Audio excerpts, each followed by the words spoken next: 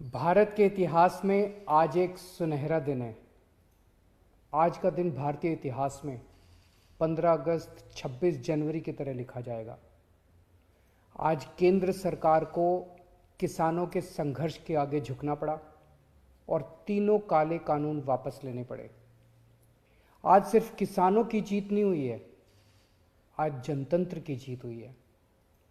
आज किसानों ने सभी सरकारों को बता दिया, जनतंत्र में सरकारों को हमेशा जनता की बात सुननी पड़ेगी। सिर्फ और सिर्फ जनता की मर्जी चलेगी। कोई भी पार्टी हो, कोई भी नेता हो, जनता के सामने आपका अहंकार नहीं चलेगा। यह एक ऐसा संघर्ष था जिसने पूरे देश को एक कर दिया। इस लड़ाई में किसानों के साथ साथ मजदूरों, युवाओं, महिलाओं, आड़तियों, दुकानदारों ने सबने हिस्सा लिया।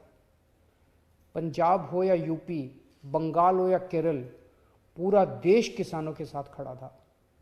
देश विदेश में रहने वाले सभी भारतवासी एक हो गए और इन सब ने मिलकर आज इतिहास रचा है। जिन्होंने धर्म जाति से ऊपर उठकर एक साथ सड़क पर तीनों काले कानूनों के खिलाफ ये लड़ाई लड़ी और आखिर में केंद्र सरकार को उनके आगे झुकना पड़ा, इन सभी की आज जीत हुई है। पूरी दुनिया के इतिहास में शायद ही इससे बड़ा या इससे लंबा कोई आंदोलन हुआ होगा।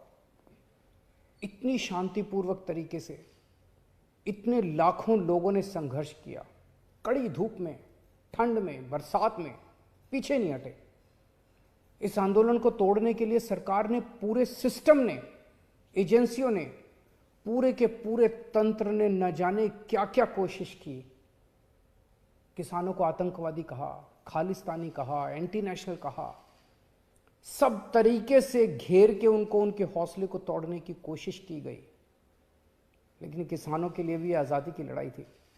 आज़ादी के दीवानों की तरह किसानों ने भी कमर कस के ये लड़ाई लड़ी और जीते।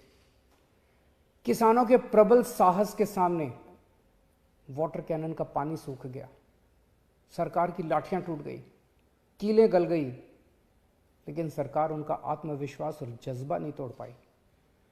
आज एक बात का दुख है, बहुत दुख है, 700 से ज्यादा हमारे किसानों ने अपनी जान गंवा दी। इसकी जरूरत नहीं थी, इनकी जानें बचाई जा सकती थी अगर ये कानून पहले वापस ले लिए जाते।